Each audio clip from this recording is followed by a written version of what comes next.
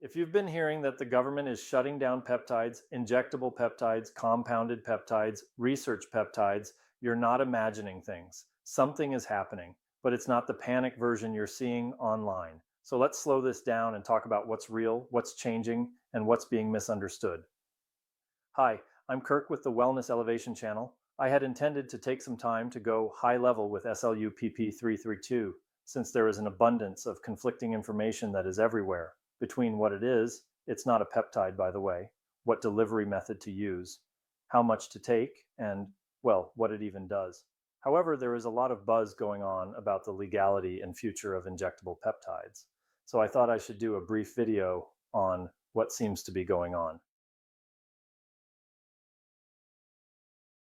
This started back in 2022 when semaglutide and tirzepatide were placed on the FDA drug shortage list.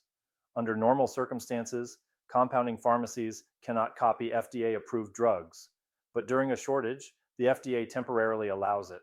That opened the door to affordable compounded GLP-1 medications, hundreds of dollars per month instead of over 1,000, and demand exploded. Then the manufacturers caught up. Eli Lilly invested tens of billions of dollars into manufacturing and told the FDA it could meet demand. On paper, the shortage was declared resolved. Once that happened, compounding pharmacies started receiving cease and desist letters, lawsuits followed, and the FDA sided with the drug manufacturers. That wasn't speculation. That already happened. In December 2025, Congress introduced the Safe Drugs Act of 2025. Here's what it actually does.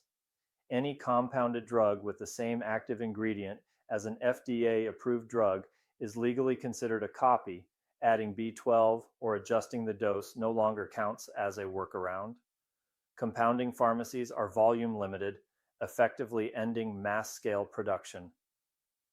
Expanded FDA reporting and inspection requirements make large operations far more difficult to run.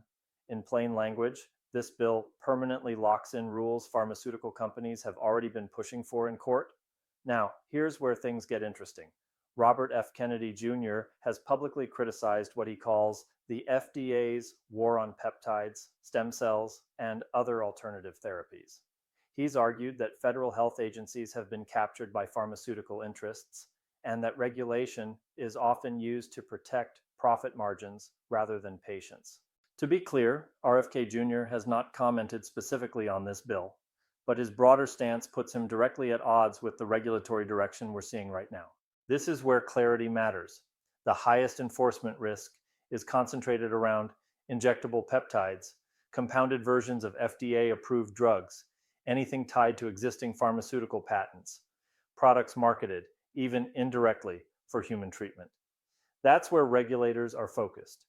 On the other hand, peptides that are least likely to be targeted tend to share a few characteristics. They are not copies of FDA-approved drugs. They are not patented pharmaceutical actives. They are not mass-produced by compounding pharmacies. They are not directly marketed as treatments for disease. And they don't sit inside multi-billion-dollar drug markets. That doesn't mean they're immune, but historically, those categories draw far less attention.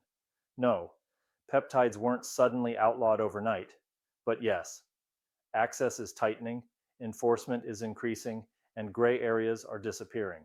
We both know this isn't just about safety, it's about patents, market control, and money. And whether people like it or not, the peptide landscape today looks very different than it did just 2 years ago. So I didn't put any B-roll in this video because I want to just get it out there since I didn't like what I was hearing myself. So before I wrap this up, I want to hear from you.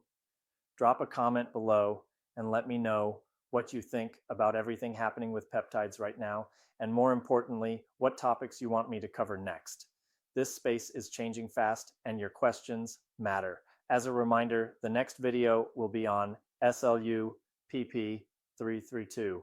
I'm going to break that compound down from every angle I can. Mechanisms, research context, risks, and where it actually fits in the bigger picture. That one may take me a few days to finish because I want it done right. Plus, I work for a living. In the meantime, be smart, be cautious, and always take an active role in your own health. Remember, White coats manage decline, not solutions for quality longevity. I appreciate you being here. If this video helped, hit subscribe, and I'll see you in the next one.